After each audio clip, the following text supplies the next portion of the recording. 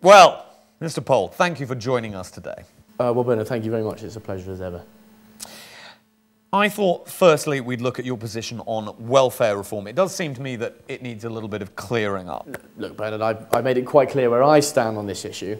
I think our government has got to stop looking at this issue in complete isolation from a whole range of other problems.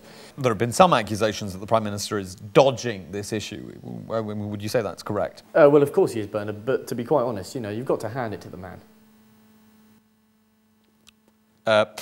What about jobs? What are you going to do to create more jobs? Well, Bernard, I'm not against helping out people per se, but what I am against is giving out handouts willy-nilly. I mean, it does seem to be an issue the government is avoiding. Quite, but, you know, the Prime Minister's hands are tied. How he manages to keep his fingers in so many pies is beyond me. And what about the recent EU expansion? How can we cope with all those coming into Britain in search of work? Bernard, it's not just Britain. I was speaking to my German counterpart the other day, and he's of exactly the same opinion.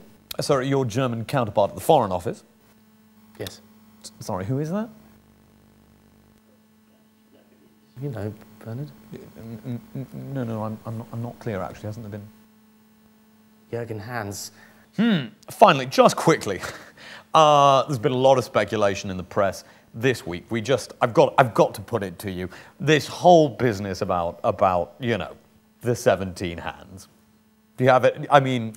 Look, Bernard, I denied this when it first came out in the papers, and I'll continue to deny it here.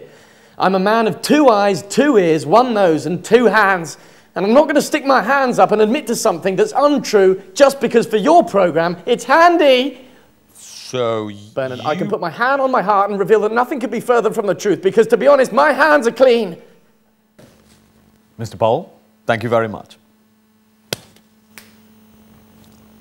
Jermaine, stop that.